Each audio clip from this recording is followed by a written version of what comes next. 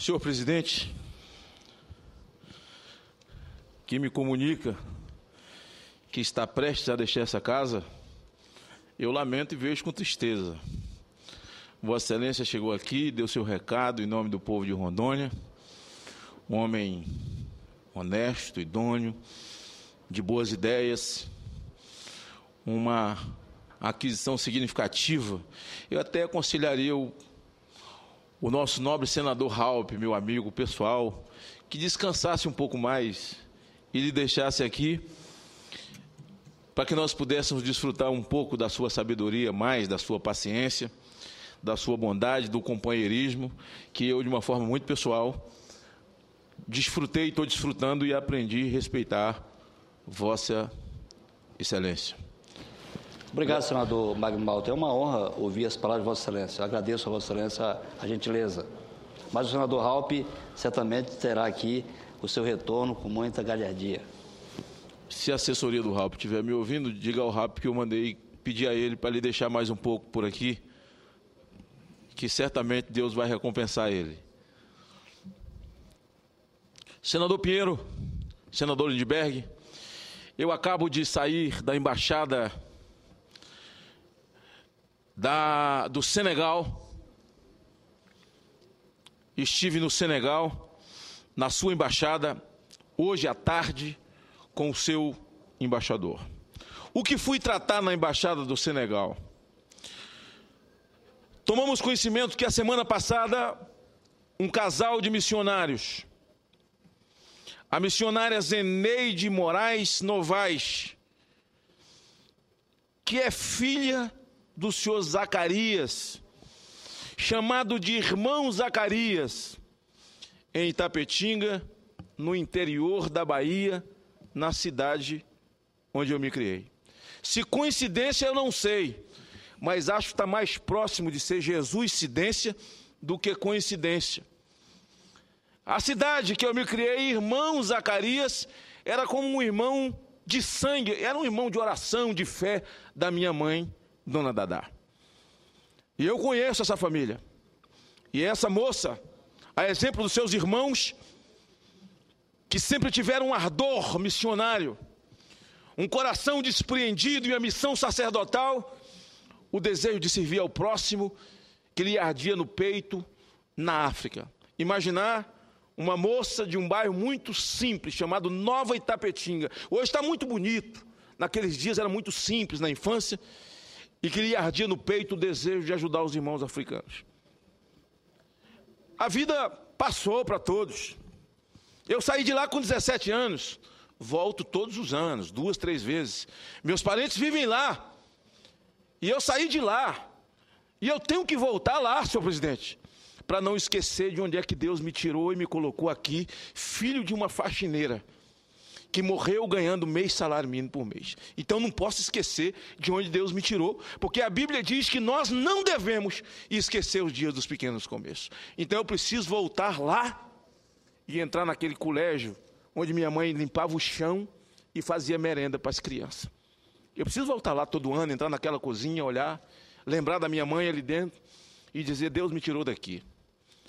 É nessa cidade que vive a família do irmão Zacarias, jovem Lindbergh, ser nordestino como nós. Essa moça foi para uma missão chamada Missão Servos, mantida pela igreja presbiteriana.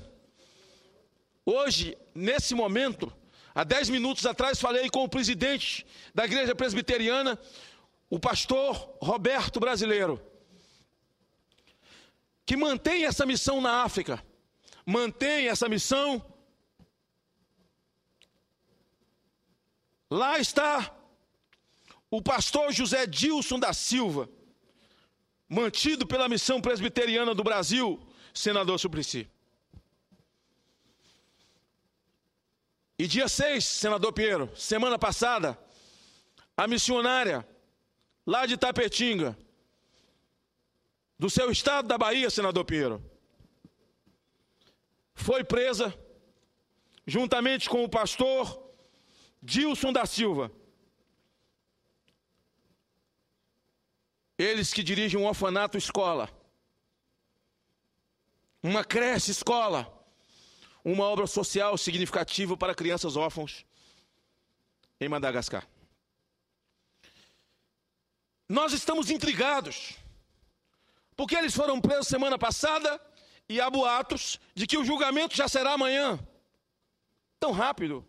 Com a acusação de evangelização de menores, maus tratos com crianças e abrigar menores sem autorização dos seus pais. Vossa Excelência sabe que eu sou uma das pessoas que tenho lutado nesse país em defesa da integridade física e moral das crianças do Brasil, combatendo o abuso e violência contra a criança desse país. E não admito quem comete abuso e violência. Mas a mim admira muito que quem sai do seu país para uma missão como essa, a moça eu conheço. Nós sabemos que no Brasil a polícia é truculenta em alguns momentos e comete excessos. A verdade é que a maioria absoluta da polícia no Brasil, ela é sacerdotal e faz segurança pública por sacerdócio porque é mal paga. Mas existem aqueles que extrapolam, passam do limite e cometem atrocidades. Não seria diferente lá. Eles foram levados para a delegacia, presos sob essa acusação. A acusação é que um pai das crianças, um pai de uma criança, que resolveu fazer oração e cantar músicas cristãs de família muçulmana, o pai então os entregou, eles foram presos.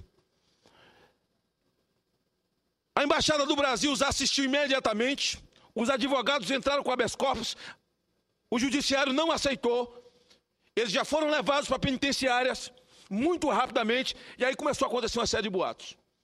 O juiz é muçulmano, o juiz está tomando pressão dos muçulmanos, e porque eles são missionários cristãos, para que sejam sentenciados rapidamente. Ontem eu falei com o ministro patriota, senador Pinheiro, e o ministro patriota me disse: olha, senador, eu estive agora em agosto,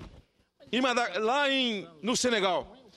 É um país irmão, é o único país da África que nunca teve uma ditadura, um golpe militar, e que tem democracia, e nós temos relações desde 1911 com aquele país. As nossas relações são muito boas com a ministra da Justiça, e nós vamos tratar do assunto. Verdade, o ministro patriota colocou uma servidora, penso que uma secretária mais próxima dele para tratar do assunto, que tem falado comigo e com o meu gabinete, nos informando, e hoje ainda nos informará a respeito da situação. A situação, eles estão sendo guardados, aliás, defendidos por 2 bons advogados, é a informação que temos. Eu resolvo, então, diante de tanta informação desencontrada, pedir uma audiência ao embaixador do Senegal no Brasil. Educado, ele me atendeu ao meio-dia e marcamos agora para as 3h30 da tarde, 15h30. E às 15h30 eu cheguei à Embaixada do Senegal e fui atendido, senhor presidente, por um embaixador educado, que ama o Brasil, aliás, que temos relacionamento e, quem sabe, uma ligação de sangue, porque efetivamente nós temos com a África. Uma gratidão muito grande tem eles pelo parceiro, irmão, que o Brasil tem sido da África. E disse: olha, senador, se a questão é religiosa, o senhor pode descansar. O Senegal é laico, como laico é o Brasil. No Senegal, qualquer cidadão pode professar a sua fé onde ele achar melhor entender, como no Brasil. E disse: está vendo aqui a minha tradutora? É uma brasileira católica. Temos servidores católicos aqui. O primeiro presidente do Senegal era católico. E nós não temos qualquer tipo de problema. Não leve, não acredite, porque nós não trataríamos desta maneira. Não conheço o assunto, disse ele, mas vou me inteirar hoje e amanhã te dou todas as informações a respeito da condução desse processo. Senhor presidente, eu me dispus a ir ao Senegal na próxima semana, com mais um senador e 2 deputados numa comissão, deputados da Comissão de Direitos Humanos, para que nós possamos acompanhar de perto, uma vez que são missionários, que vivem de oferta e não dispõem de recursos para arcar com suas demandas físicas no Senegal. Não queremos conviver com quem abusa de criança, mas eu, que conheço bem essa lida e conheço bem essa missionária, me sinto na obrigação de me envolver nesse assunto de uma forma muito profunda para deixar e dar informações claras à sociedade brasileira. Senador Pinheiro. Senador Magno Malta, esse é um tema que até eu não sei se posso chamar isso de coincidência, mas a gente tem vivido com essa experiência sempre ao final ou nos finais de ano. Me recordo que, numa época muito próxima ao Natal, eu fui surpreendido com uma ligação de um presidente, na época da nossa convenção, a partir exatamente do risco,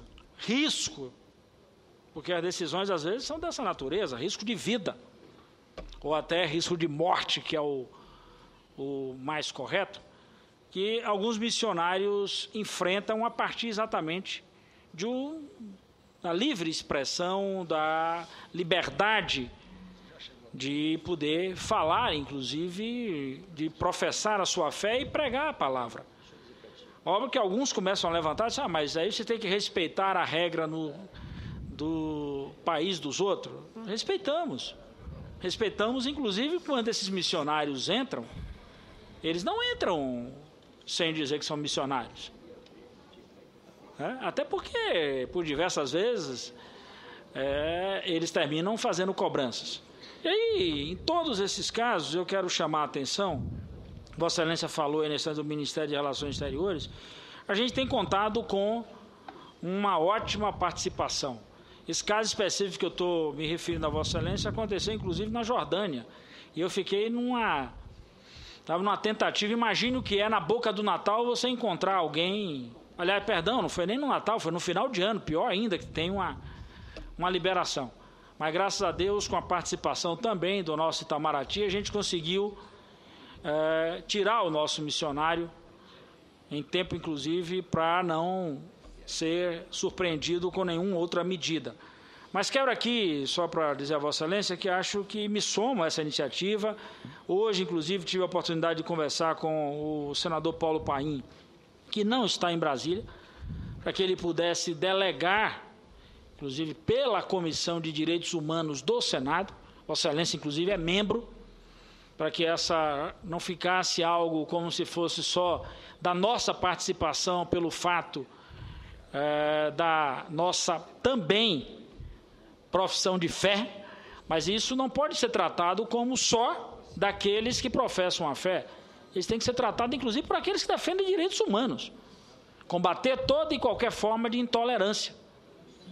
Então, portanto, essa é a bandeira, e quero dizer a Vossa Excelência que, se necessário for, estou à disposição, não tenho, aí até por conta já dessa programação feita, e inclusive na quinta-feira vou estar em Goiânia, a convite lá do nosso apóstolo César, então não tenho como desmontar uma parte da agenda, mas o que Vossa Excelência precisar, inclusive do nosso mandato, da liderança do PT, da Comissão de Direitos Humanos, quero me irmanar aí nessa luta para que a gente possa, de uma vez por todas, encaminhar essa questão sob a ótica exatamente do respeito aos direitos humanos e da liberdade de culto, que é importante, que, aliás, Vossa Excelência foi meu parceiro aqui nesta casa, à época ainda eu estava na Câmara dos Deputados, quando nós, de uma vez por todas, sepultamos isso no nosso Código Civil, no que diz respeito à liberdade de culto. De que natureza for, liberdade de culto, para que não nos acuse, como tentaram dizer na época, que a gente estava buscando só liberdade de um tipo de culto. Liberdade de culto, de todas as opções de fé, e, portanto, acho que é fundamental que a gente assegure a essa nossa missionária a condição dos direitos humanos. E, portanto, quero colocar aqui à disposição de Vossa Excelência o apoio da nossa liderança do Bloco, a liderança do Partido dos Trabalhadores e o meu mandato em particular à disposição para que nós possamos, em conjunto, trabalhar nessa questão. Obrigado, senador Pinheiro. E incorporo ao meu pronunciamento, Vossa Excelência tem propriedade para falar, até por conta da sua confissão de fé cristã e por conta do seu exercício de luta em favor dos direitos humanos. Dizer, Vossa Excelência, que esses irmãos têm desenvolvido um trabalho grande com os talibês, chamados lá, que são crianças abandonadas na rua, tirando da rua essas crianças. E algum exagero houve, e que nós queremos corrigir com esse país irmão. Eu me lembro também que há 2 meses, 3 meses atrás, nós estávamos com a questão do pastor que estava condenado à morte no Irã, e aqui eu quero mais uma vez agradecer ao embaixador do Irã que tratou essa questão com responsabilidade, nos respeitou. Eu estive diversas vezes com ele, informando, ele já estava condenado de fato, e por essa ação que fizemos, esse pastor foi tirado da cadeia e liberado da condenação à morte por conta de ele ter se convertido ao cristianismo. Então, penso que essa relação, e aí agradeço ao embaixador Abdul Aziz, que nos recebeu, juntamente com o seu pessoal, de forma tão respeitosa. E eu espero que já nas próximas semanas nós tenhamos a missionária Zeneide, o pastor Dilson, de volta ao Brasil. Infelizmente, as crianças ficarão sem eles, crianças de rua, abandonadas, por conta de uma acusação leviana, infundada. Eu espero, quem sabe, haja um entendimento do judiciário e eles permaneçam no país para poder ajudar as crianças daquele país irmão. Senhor presidente, eu quero mostrar a minha inconformidade e a minha tristeza. Está em todos os noticiários que o Ministério Público de São Paulo entrou com uma medida para tirar a frase "Deus seja louvado" da nossa moeda. Eles querem judicializar até Deus agora. Eu quero saber qual é o risco, eu quero saber qual é o crime, eu gostaria de entender a fundamentação, as razões pelas quais, olha, e num país cristão, se nós fôssemos um país de confissão muçulmana, um país de qualquer tipo de confissão, que esse tipo de frase não tivesse sentido para nós, aliás, tem sentido até para o muçulmano, porque é Deus seja louvado. Não é Cristo, porque não é Cristo, lá é Maomé. Até para os judeus que ainda estão esperando o seu Messias, que tem em Jesus só um anjo, um espírito superior, iluminado, e não o Messias, como diz a Bíblia. Mas eu não entendo. Eu pedi minha assessoria, pelo amor de Deus, se aprofunde aí e me dê alguma informação. Porque se isso vier a acontecer, eu só preciso ver chover para cima, porque o resto eu já vi. Tirar da nossa moeda a frase "Deus seja louvado". Nós já vivemos tantas dificuldades. Quanto tempo de humilhação nós passamos com esse país, cheio de desemprego, uma inflação desgraçada, dominados e humilhados pelo FMI o tempo inteiro. Os grupos internacionais das grandes potências ditando ordem para nós, como hoje vive Portugal, como vive a Espanha, como vive a Grécia. A própria América, que economicamente vive um momento absolutamente delicado, e que o grande pregador Billy Graham resumiu numa frase muito simples a situação da América. Ele diz: a América esqueceu de Deus. Tirar a frase "Deus seja louvado" da moeda brasileira, eu quero. Eu estou me dirigindo ao Ministério Público de São Paulo. Eu quero entender, Ministério Público de São Paulo. Aliás, quando eu estou falando do Ministério Público, de repente não estou falando nem num todo. Estou falando de quem está propondo a medida, a iniciativa. Porque o Brasil inteiro, o Brasil católico, o Brasil evangélico, o Brasil das religiões afro, porque professam fé em Deus, dos judeus que vivem aqui, que creem em Deus. Esse Brasil que crê em Deus, senador Suplicy, quer saber do Ministério Público de São Paulo as razões pelas quais eu não conheço o texto na sua profundidade, tomei conhecimento do debate na Globo News, no Estúdio I, com Maria Beltrão, debatendo. E essa frase nem é minha, de um debatedor que lá estava, disse: estão querendo judicializar até Deus. Portanto, eu quero aqui revelar a minha tristeza, com uma pitada muito forte de indignação, e conclamar a sociedade brasileira a se indignar, porque o justo precisa se indignar. A indignação do justo tem sentido. Por que isso? Tanta coisa para se fazer, tanta coisa para se fazer, tanta atitude para se tomar. Entrar com uma ação para tirar Deus seja louvado da nossa moeda. Senador Suplicy. Senador Magno Malto, avalio que deveremos estar respeitando o sentimento do povo brasileiro, que de há tanto tempo coloca em suas notas, ainda que com uma inscrição pequena, Deus seja louvado. Acho que mesmo aqueles que não sejam cristãos, católicos, evangélicos e tudo, sempre tiveram uma atitude de respeito para com isso. E mesmo que a Constituição diga que nós somos um Estado laico, mas esta é uma questão de respeito a algo que é uma tradição, e avalio que isso deve ser reconsiderado e, portanto, essa iniciativa que Vossa Excelência menciona, eu, em seguida, hoje, farei um pronunciamento de respeito para com aqueles que praticam a Umbanda, porque vai ser essa semana.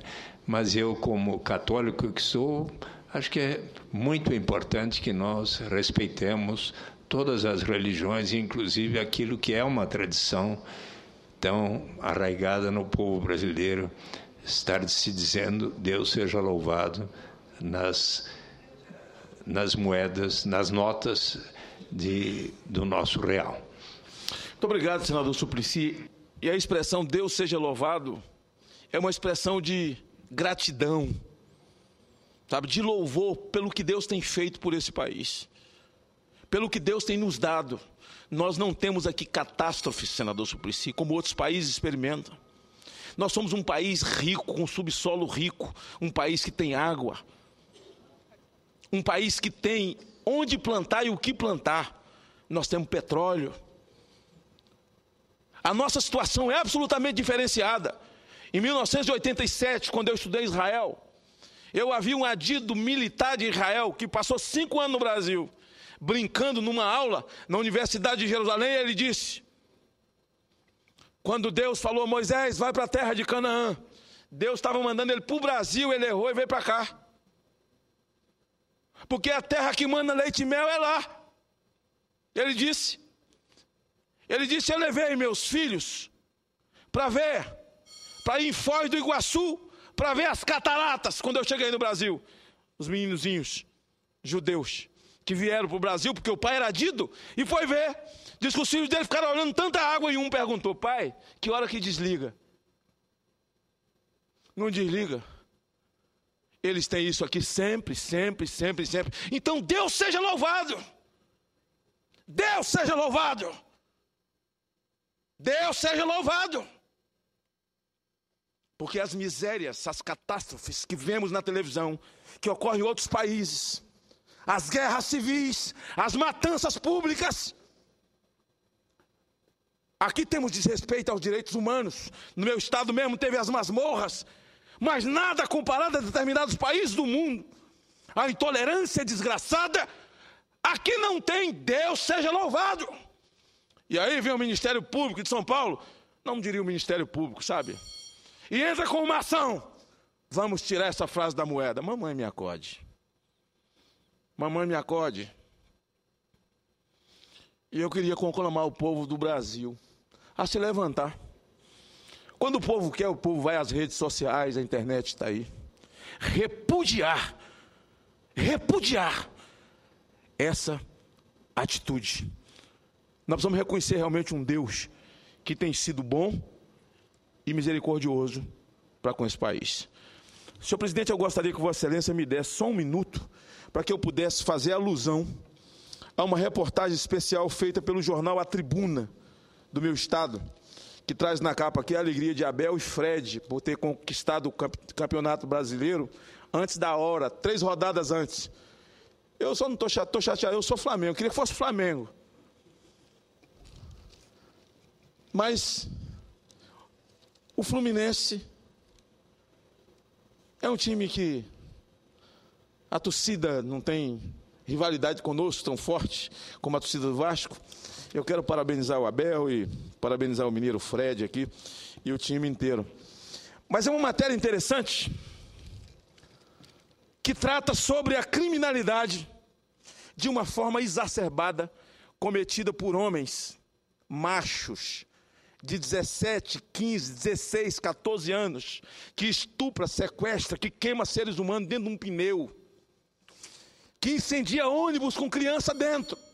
A matança que está acontecendo de policiais em São Paulo, a criminalidade à solta fazendo enfrentamento ao Estado todos os dias. Em cada crime desse tem um menor envolvido. Menor não, macho, homem feito, de 17 anos que estupra, mata e rouba.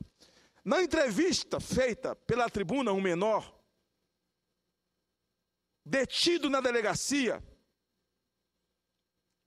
a entrevista, ele diz: roubo porque sei que não fico preso. A crença na impunidade. Se você me perguntar se a redução da maioridade penal vai resolver o problema da violência do Brasil, eu digo que não. Porque é um bolo muito grande, mas é um componente fortíssimo. A redução da maioridade penal é uma fatia significativa desse bolo. É preciso que aqueles que defendem a não redução entendam definitivamente que nós não estamos vivendo no país de Alice já há muito tempo. Já há muito tempo. E de cada 10 crimes cometidos no Brasil tem um menor no meio. Um menor não, um homem de 17 anos, de 18, de 15, de 14, que chama um aposentado na porta do banco de safado, que toma o cartão de crédito dele, que rouba a bicicleta de um filho de um pobre, que assassina um empresário que gera 500 mil empregos, joga ele no porta-mala do carro, põe a arma na cabeça dele, estupra a mulher na frente dele. E depois, quando a polícia põe a mão, diz: tira a mão de mim que eu conheço os meus direitos. Tira a mão de mim que eu conheço os meus direitos. E é preciso, tenho dito ao senador Pedro Taques, porque tem juristas que discutem que agora na reforma do Código Penal nós podemos mudar essa realidade em favor de uma sociedade que 92% querem a redução da maioridade penal. Uma sociedade que não tem mais direito às ruas, que não tem mais direito às praças, que não tem paz enquanto o filho está na escola, que uma mulher se angustia enquanto o marido não chega em casa, que esse marido não tem paz enquanto essa mulher não volta do supermercado. É preciso devolver a rua a quem de direito. E por que não fazemos isso? Porque é uma minoria tão barulhenta que parece que vivem no país de Alice, como se aqui nada tivesse acontecendo, que trata um homem estuprador, matador, assaltante de 17 anos de idade como se fosse uma criança.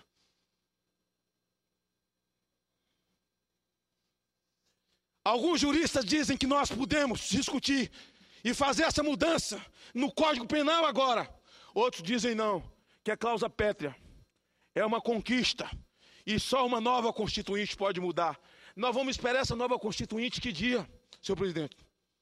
E ficar assistindo esses homens matar, incendiar ônibus, atirar em polícia, deixar órfãos, deixar viúvas.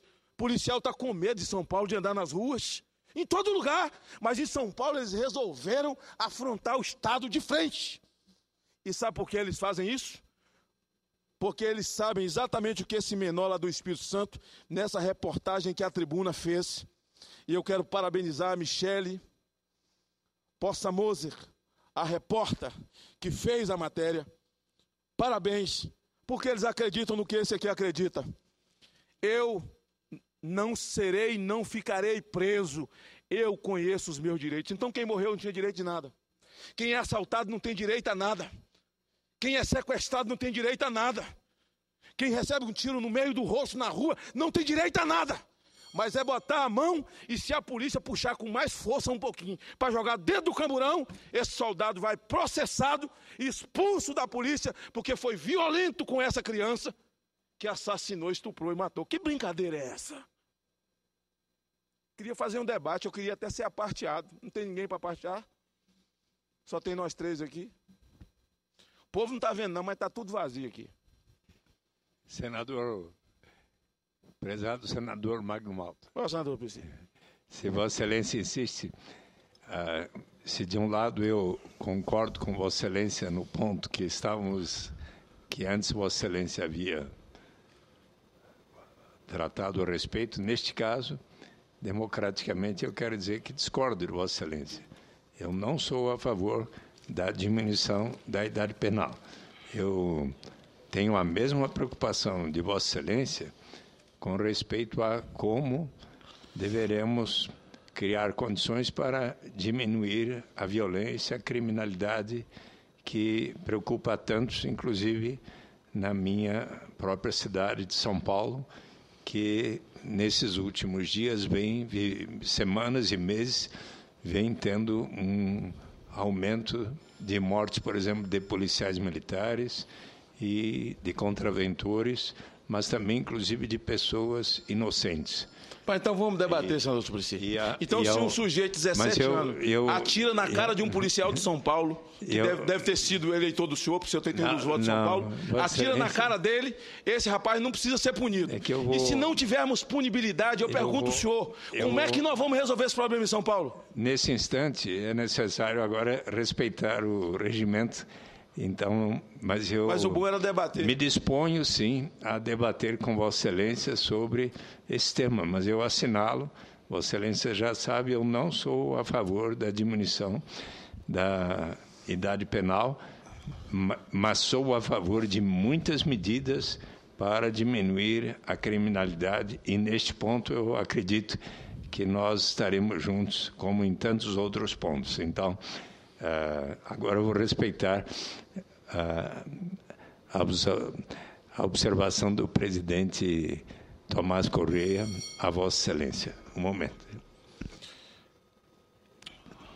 Ali está um senador do Acre que sabe, mais do que eu, de que todo mundo, como que Delbrando Pascoal e o seu povo, amparados no Estatuto da Criança e do Adolescente, usava esses homens de 16, 17 anos para cometer atrocidade no Acre. Eu sei, porque eu era o presidente da CPI do narcotráfico e fui para lá me juntar a Jorge Viana, a Tião Viana, a Marina, a ele, a Cibar, a todo mundo que queria a libertação do Acre.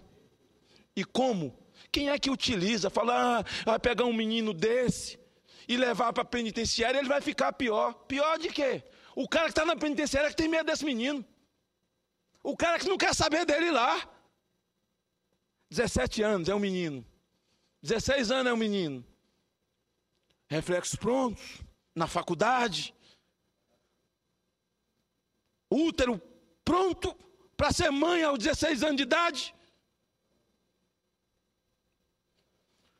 Assassinar, matar, estuprar, sequestrar, traficar, conduzir a violência do país. Porque eles são usados. São usados por quem? Eu tenho um sobrinho que é especial. Tem 6 anos. E eu falo, Guigui, você quer ir para o shopping? Quero. Sobe, pula, bate palma, tá indo para o shopping. Sorvete no shopping, sorvete, grita sorvete. Guigui, você quer café? Quer não. Quer não. Se um menino de 6 anos, especial, sabe o que é certo, o que é bom e o que é ruim, vem me dizer que um sujeito com a pistola na cintura, com a escopeta no pescoço, com a granada na mão, que não tem compromisso com a vida de ninguém, incendeia um ônibus com gente dentro, dá prejuízo a um empresário que gera emprego. Foi queimado um ônibus daqueles que são 3, em São Paulo agora, que custa quase R$500 mil. Quantos empregos essas empresas dão? Ninguém está preocupado com nada. A única coisa que eles sabem é o seguinte: a lei me ampara. Eu cometo a atrocidade, eu toco o terror e põe a mão em mim, tem que me soltar e ficar calado, porque a lei é minha. Nós fazemos a lei. Isso é uma brincadeira. Tudo tem seu tempo. Se isso foi uma poesia há 22 anos atrás, com o Estatuto da Criança e do Adolescente, se isso era poesia, já não é mais. E alguém já afirmou que só os tolos não mudam.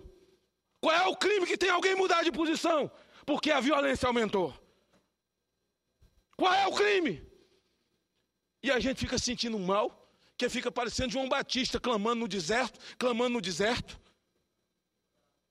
e nada acontece.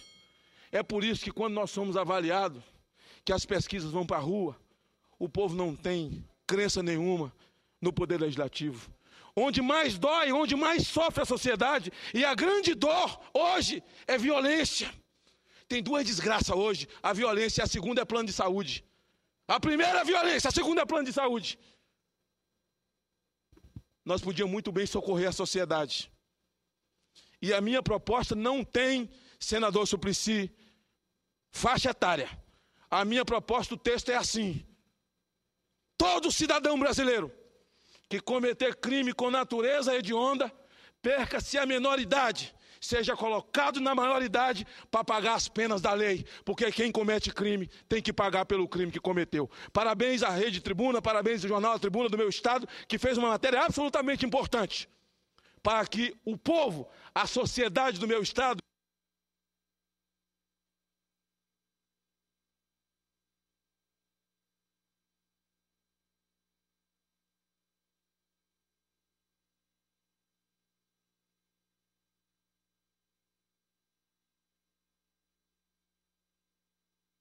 emocional e moral das famílias brasileiras. Obrigado, senhor presidente.